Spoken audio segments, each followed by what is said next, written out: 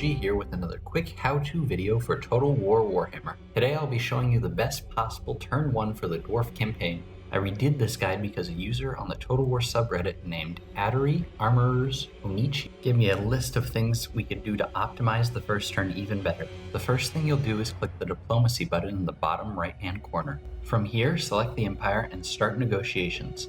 Now, click on the Add Offer/Demand button and click Join War Against, and join war against all 3 of their current enemies. Before you accept, go to Add Offer Demand again and hit Defensive Alliance. This will put you in a defensive alliance with the Empire. Next, begin negotiations with the Dwarf faction of Zufbar. Now click on the Add Offer Demand button and request a non-aggression pact. Before you hit Accept, go to the Add Offer Demand button again, go to Payments, and demand a payment of 300 gold. That concludes everything we'll be doing diplomatically this turn. Next, select your Dwarf hold of Karak and upgrade your sparring chamber to a clan barracks. You want to begin constructing foilers as soon as possible. While you're still selected on Karak, build a gem mineshaft in the open slot. Next, select the technology button in the bottom right hand corner. We're going to want to research down the warrior tree in the technology path. Once inside, hit Gather the Throngs and then hit Accept. Next, you want to select your Legendary Lord and have him attack the trespassing Bloody Spears army. To reduce casualties, you're going to want to fight this battle manually. During this battle, you want to try to limit casualties as much as possible. This means you really have to watch out for his Orc Biggins and his Lord. Here I set up 2 groups of units. One unit is the Quarreler group and one unit is the Thunderer group.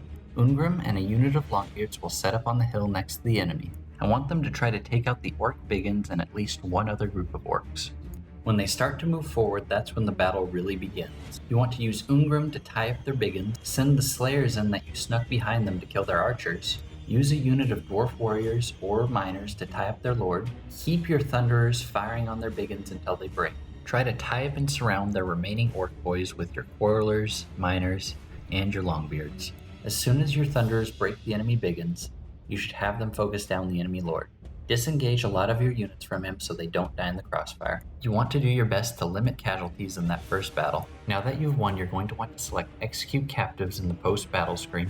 This will give you a leadership buff that'll help you in your next battle.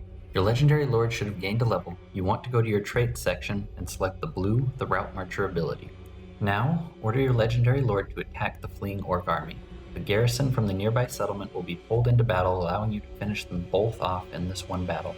You're going to want to fight this battle manually. In this battle, the enemy garrison will be reinforcing from behind your deployment zone. Likely have to engage both the enemy lord and the reinforcing army at the same time. Here I set up next to a rock to keep my army from being flanked. When the battle starts, I send my Slayers and Thunderers to finish off the army from the first battle. Then I have my Quarrelers shoot the enemy units, then pull back into my lines. Ungrim's then moved up so he can catch a large portion of the enemy army. The Thunderers and the Slayers should easily be able to take out the enemy units that are left. Have your Thunderers kill off the enemy lord. Try to have your Longbeards catch their stronger infantry and your weaker infantry catch their goblins. Bring your Thunderers and Slayers back. You want to have them move behind the enemy so they can start firing at their rear. This will cause high morale damage and start breaking enemy units very quickly. The battle should end very shortly after this. Now that you've won, in the post-battle screen you're going to want to select Execute Captives. After winning that battle, your Legendary Lord should have gained another level.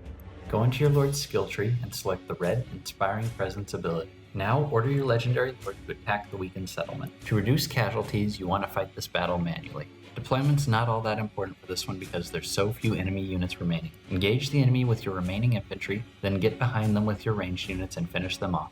Once the enemy begins to break, you've won the battle. Now, the Pillars of Grungni are yours. In the post-battle screen, select Occupy the Settlement. That completes the quest and earns you 2,000 gold. Now, select the Pillars of Grungni settlement and begin construction of a Trinket Maker in the open slot. Now select your Legendary Lord. He should have gained another level. You want to go to the yellow Full Plate Armor ability and select that. With your Legendary Lord still selected, you want to go down to the Recruit Units option and recruit 3 Dwarf Warriors from local recruitment. With that, we finish up the best possible first turn for the Dwarves. Hey everyone, my name's WowASG. If you thought this guide was helpful, or you want to see more guides like it, please leave a like or subscribe. Thank you, goodbye.